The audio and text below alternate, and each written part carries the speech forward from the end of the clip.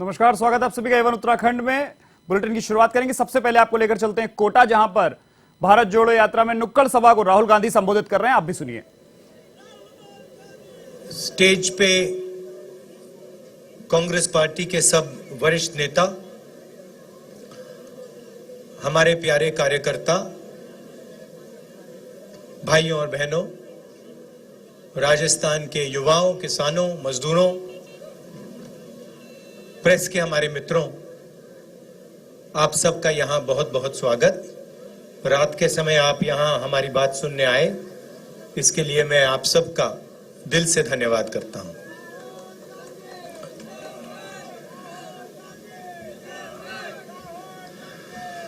ये जो हमारी भारत जोड़ो यात्रा है,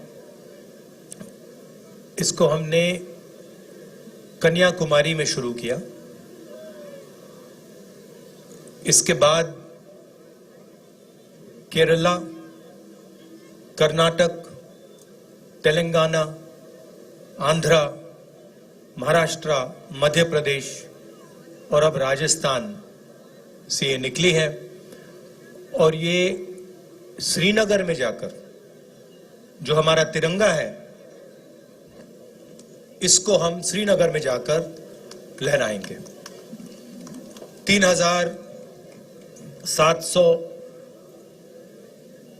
3,800 किलोमीटर की बीच की दूरी है। शुरू किया था तो हम सबको लगा था कि ये काफी मुश्किल सफर होगा, आसान नहीं होगा।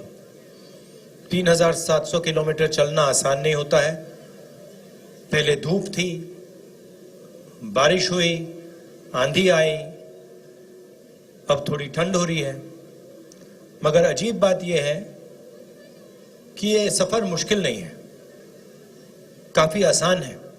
आप हमारे यात्रियों से पूछिए, जो भी इस यात्रा में चल रहा है, 25-26 किलोमीटर हम चलते हैं, 7-8 घंटे चलते हैं, मगर थकान किसी को नहीं होती। और शुरुआत से मैं सोच रहा हूं ये इसका कारण क्या है। आमतौर से 5-10 किलोमीटर चलते हैं, थकान हो जाती है, मगर इसमें हम 25-26 चल रहे हैं और थकान नहीं हो रही है। इसका कारण है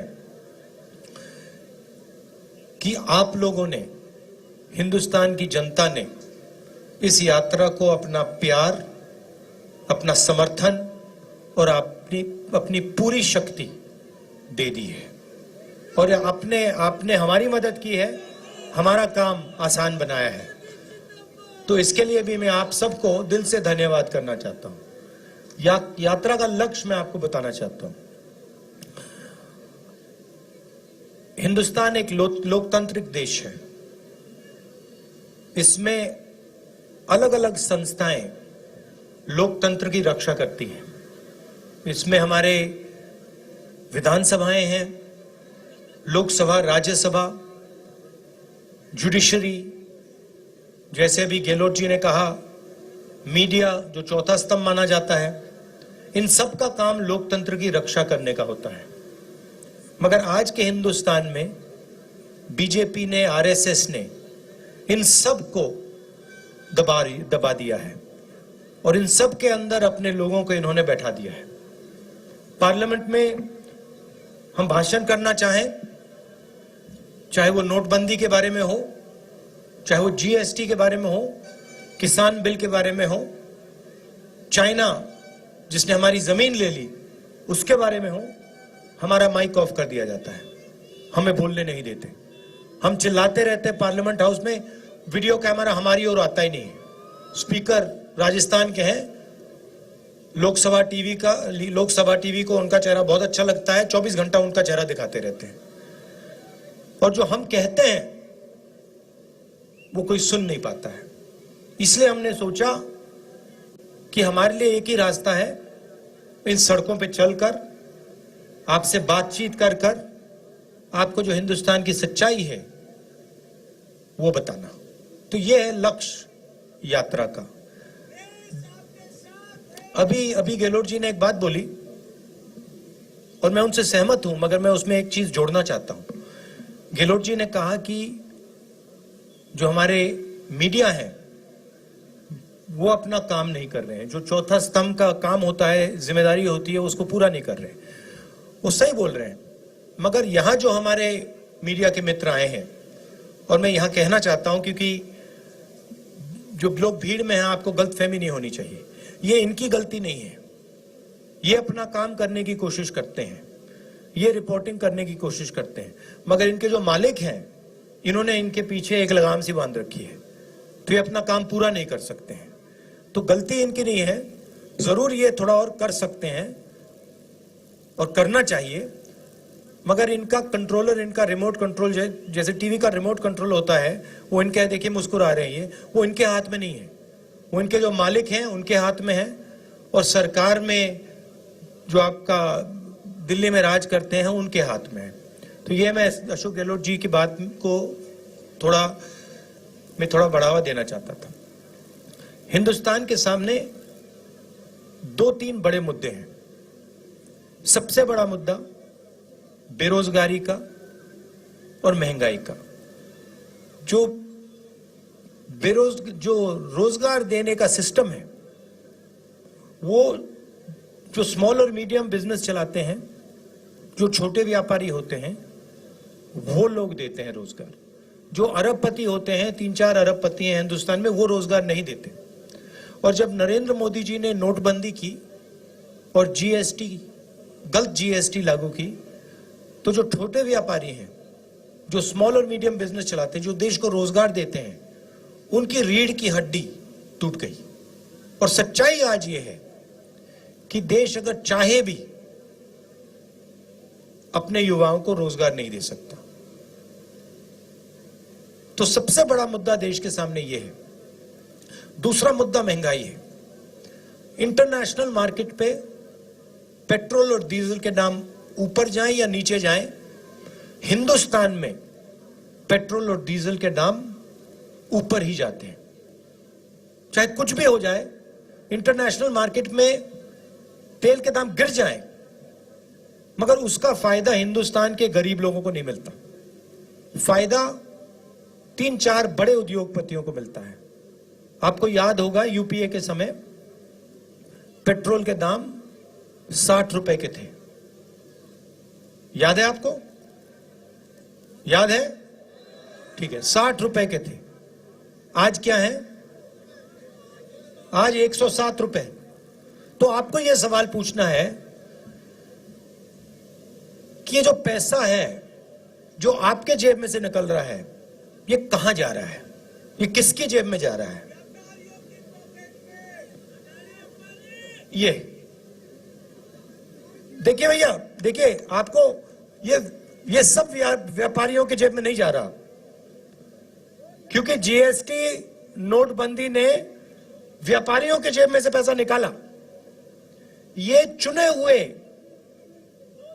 2-3, 5 लगा लो, ये 4-5 उद्योगपति हैं हिंदुस्तान में। इनको सब एयरपोर्ट मिलते हैं, रेलवेज इनको मिलेगी, प्राइवेट ये बीएचईएल, एचएल, ये सब जो सरकारी कंपनियां हैं, एक एक करके इनको मिलेंगी। इंफ्रास्ट्रक्चर का काम ये करते हैं, अनाज का स्टोरेज का काम ये करते हैं, बिजली का, पावर जनरेशन का काम ये करते हैं। तो सारा का सारा फायदा इन्हीं 4-5 लोगों को जाता है। आजकल प्रधानमंत्री जी सेना की बात करते हैं। जो भी कॉन्ट्रैक्ट्स, हथियार के कॉन्ट्रैक्ट्स हैं, वो सारे के सारे इन्हीं 4-5 लोगों को जाते हैं। तो पूरा का पूरा फायदा 4-5 लोगों को हो रहा है।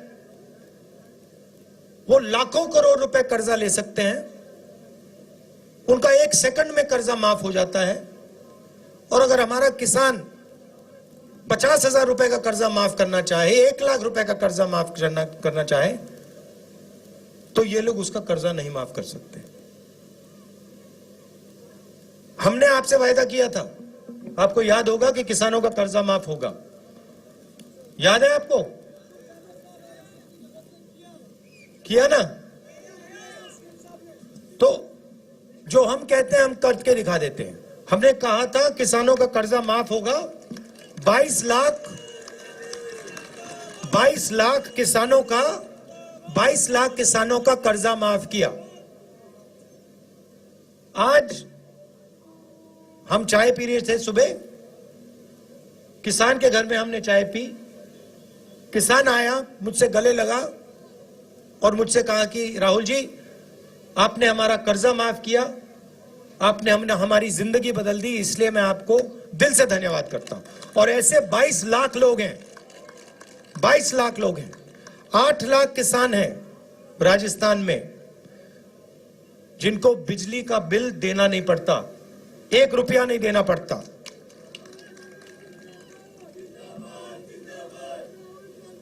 और चिरंजीवी योजना के बारे में तो आप जानते हो 28 लाख बेनिफिशियरीज को 10 लाख रुपए का बीमा, कोई भी बिल्कुल फ्री, कोई भी ऑपरेशन करवाना हो, दिल का ऑपरेशन करवाना हो, कैंसर का इलाज करवाना हो, ट्रांसप्लांट करवाना हो, राजस्थान में आपको फ्री में करवाते हैं हम लोग। और पहले गांव में मनरेगा होती थी। राजस्थान पहला स्टेट है जहां पे अब शहरों में हम मनरेगा जैसी योजना लाए।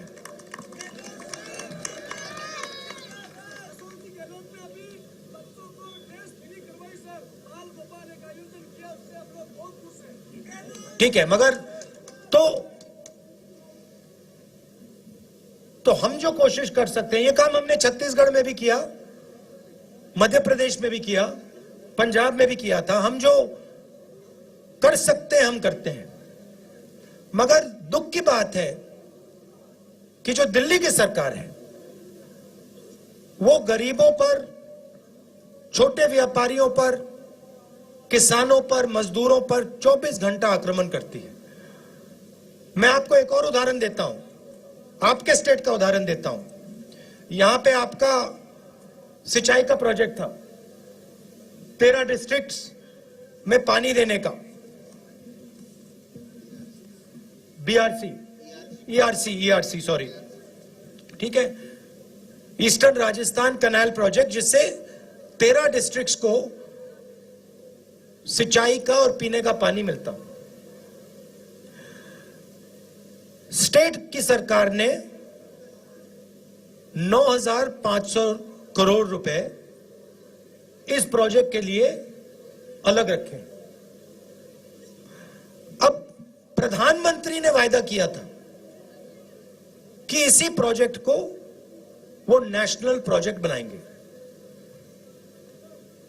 कितनी बार किया था वायदा? 2 बार। अपने भाषणों में हिंदुस्तान के प्रधानमंत्री ने राजस्थान के 13 डिस्ट्रिक्ट्स को वायदा किया था कि ये जो सिंचाई का प्रोजेक्ट है इसको हम नेशनल प्रोजेक्ट बनाएंगे और जल्दी से जल्दी इसको हम पूरा करेंगे। उन्होंने उसको कैंसिल कर दिया और अब जब राजस्थान की सरकार अपने पैसे से प्रोजेक्ट को बनाना चाह रही है तो हमारी सरकार को प्रोजेक्ट बनाने से रोक रहे हैं। तो यह है हालत। और नफरत और हिंसा के बारे में तो आप हर रोज देखते हो। देश को बांटने का काम करते हैं, भाई को भाई से लड़ाने का काम करते हैं, नफरत फैलाते हैं। तो ये 3 लक्ष्य हैं यात्रा के: नफरत और हिंसा के खिलाफ खड़ा होना, बेरोजगारी, महंगाई के खिलाफ खड़ा होना, और जो हमारे गरीब लोग हैं, किसान हैं, मजदूर हैं, छोटे दुकानदार हैं, बेरोजगार युवा हैं, उनकी बात सुनना और समझना। देखिए, अभी मैंने 10 मिनट भाषण दिया है। गहलोत जी ने 5-7 मिनट बोला, सचिन ने 5-7 मिनट बोला। सुबह 6 बजे से हम पैदल चल रहे हैं, घंटों चले हैं हम। हम बोलते नहीं हैं, हम आपकी बात सुनते हैं। हमारे पास जो भी आना चाहता है आ जाता है, चाहे वो किसान हो, युवा हो, माताएं बहनें, मनरेगा के मजदूर, छोटे दुकानदार, जो भी इन सड़कों पे हमसे बात करना चाहते हैं आ सकते हैं, आ जाते हैं। देखिए ये लड़की हाथ उठा रही है, इससे जाके अभी हम बात करेंगे। जो भी बात करना चाहता है आता है, हम प्यार से उनकी बात सुनते हैं, 7-8 घंटे सुनते हैं और फिर अंत में अपनी बात 15 मिनट के लिए रखते हैं। आपने इतना समर्थन दिया, इतना प्यार दिया,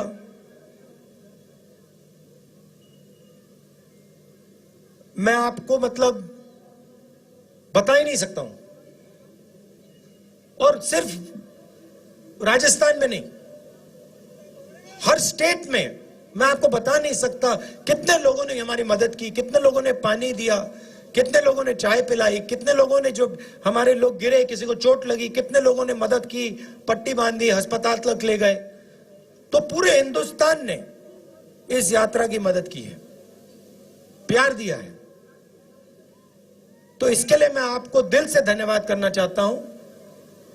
और आपका एक बार फिर, रात के समय आप आए, एक बार फिर आपको इसके लिए भी धन्यवाद करना चाहता हूं। नमस्कार, जय हिंद।